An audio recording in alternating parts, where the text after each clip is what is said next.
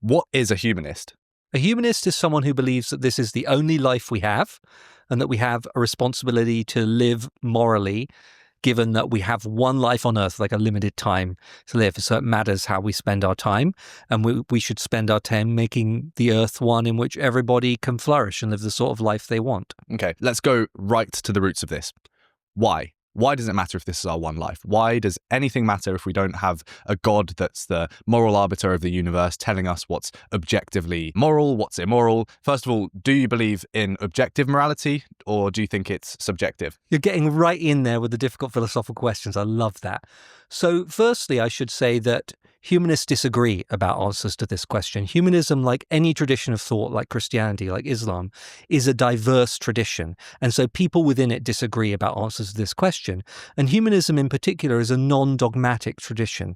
So we don't look to a single text or a single teacher in order to answer any of these questions. So it might even be broader in terms of the answers that humanists might give to this sort of question than Christianity, for instance. But I do have my own set of responses, and I actually like to flip the question on its head. I think it is precisely because we have a limited amount of time, and because we can't achieve everything we might want to in our one life, that it matters how we choose to spend our time. We can get a handle on this if we imagine living with infinite time. If we imagine living forever, like imagine we're in heaven, we live forever, and we imagine that nothing bad can happen to us, which is what some religious traditions promise in heaven, what does it matter what we choose to do? We'll always have more time to do anything else. The time that I currently choose to spend with my husband is important because I have limited time. The years that I spend with him, I could be spending with someone else or doing something else. But because the time is limited, it's precious. The moment you remove the limitation of our time, that's when life starts to become meaningless, because suddenly making a choice to spend time on something doesn't mean we're giving up something else. So I think it's wrong to think that we need some sort of arbiter from above to tell us how to live our lives and to imbue our lives with meaning. Our lives can be inherently meaningful if we live them in the right way. And part of the meaningfulness of our lives, a condition of the meaningfulness of our lives, is that we have limited time to spend. I think it's something that we all intuitively feel, even people that are religious. It's this urgency in some form, and sometimes that can be led astray by, ironically, actually the opposite. They get too comfortable in a life where they go, yeah, this is my life on earth, but it's not the one that really matters. All that matters is getting into heaven. And a Christian or someone of another faith would say maybe that's a misreading of the religion, and actually, if you're doing good things for the sake of getting into heaven, you're not properly understanding the religion. But it's something that happens. We see it all the time. Yeah. So we intuitively feel this, everyone, regardless of their beliefs. But I want to get past this intuition of something being inherently valuable. Is there some pithy syllogism we can put this into? Let's get right into the logic of this. Is there objectivity with this? Are you suggesting that it's kind of subjective, but we all experience certain universal things like suffering, and that's why we should be good people? Why does it matter? Let's keep on pressing into this. So it could become very philosophically complicated quite quickly. But if I put my philosopher's hat on for a bit, I do think that things like morality have a certain type of objectivity, in the sense that they're not just pure matters of opinion. Saying that it's wrong to harm someone is not the same as saying, I dislike peanut butter, right? There's something different about that. And the difference, I think, is that moral reasoning is reasoning. It's responsive to evidence and reasons. So when we say, oh, it's wrong to do X, we give each other reasons why it's wrong to do X, and we expect a rational person to respond to those reasons, whereas that's not the same with an expression of a preference.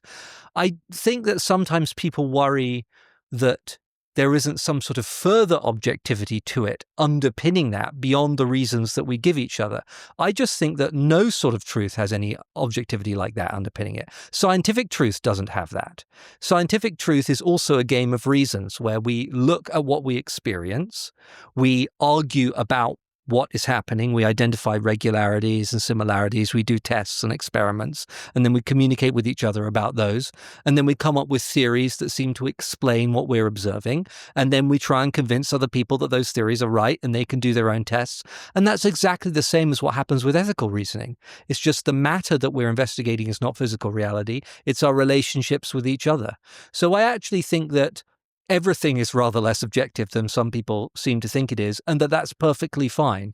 Broadly speaking, if people are interested in the philosophical background of this position, I support a form of pragmatism, which is a kind of third philosophical view that's not analytical, it's not continental, but it's a different way of thinking about philosophy that's grounded in human concerns and interactions. And I think that that's quite satisfactory. And I think going back to the point that you made about how often religious people do indeed feel the importance of spending their finite time in things that are actually meaningful to them in this life. There's a philosopher called Martin Hegland who explores that phenomenon really well. And he reads religious authors like Augustine and C.S. Lewis and shows that in their writing, even as they're trying to articulate the importance of the next life and the importance of God for morality and value, they can't escape the fact that they actually believe that their life now has value and is important. And he goes into, for instance, C.S. Lewis writing about the death of his wife, and shows how Lewis is very clear that he has lost something forever, something very important that he will never get back, and that even heaven is not a consolation for that loss. And so I think that religious people sometimes worry that a humanistic or atheistic life is not livable emotionally. I tend to think the opposite. I think people can't sustain belief in religion in face of the challenges that they meet in this life. When people lose a loved one, that's when they come to me as a chaplain with doubts about their religious views.